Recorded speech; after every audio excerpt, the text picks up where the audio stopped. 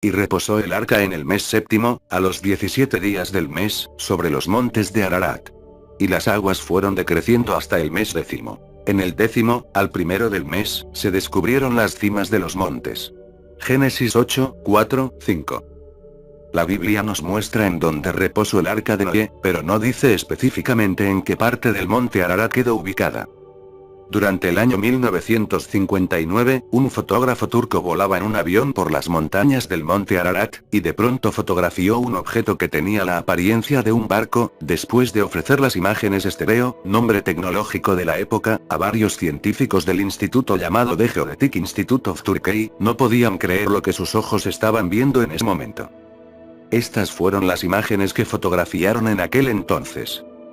Un estadounidense llamado Dr. Brandenburger de la Universidad Estatal de Ohio, recibió las fotografías para estudiarlas, ya que era reconocido por su talento en fotogrametría, experto para las Fuerzas Armadas de los Estados Unidos. Él fue la persona que descubrió varios misiles cubanos durante el gobierno de Kennedy. El Dr. Brandenburger se dedicó a estudiar las imágenes y dijo: "No cabe duda que se trata de un barco sobre la montaña". Esta frase fue la que despertó el misterio en varios científicos y fue entonces cuando iniciaron las investigaciones para saber qué tipo de barco había posado sobre la montaña Ararat.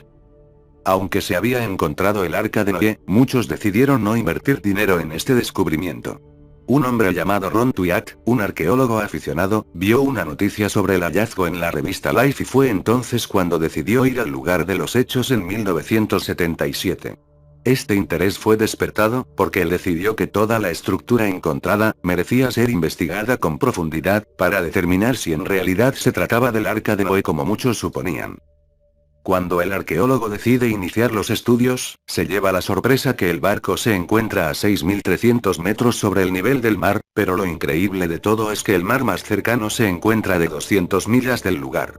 Después de investigar el por qué está el barco en ese lugar, comienza a tomar las medidas del barco y el hombre se da cuenta que coinciden con las medidas que la Biblia describió en Génesis 6, 15, y de esta manera la harás. De 300 codos la longitud del arca, de 50 codos su anchura, y de 30 codos su altura. El arqueólogo queda maravillado porque las medidas son casi exactas, entonces decide llevar un radar de alta tecnología para medir de mejor forma la estructura.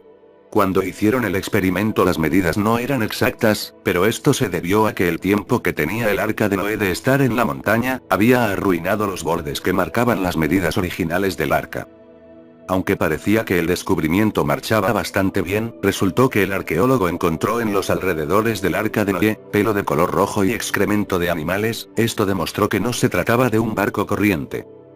Le hicieron varias pruebas a los restos de madera que se encontraban allí, y se descubrió que el arca fue cubierta con resina, brea, con el cual Noé logró cubrir los agujeros que podrían causar que el agua penetrara la madera del arca. Otra de las pruebas encontradas, fue que alrededor del arca, hay una cantidad de anclas que pertenecen al arca, ya que la teoría supone que Noé lanzó varias anclas de piedra en las aguas, para que el arca se estabilizara y pudiera quedar estática, mientras las aguas bajaban.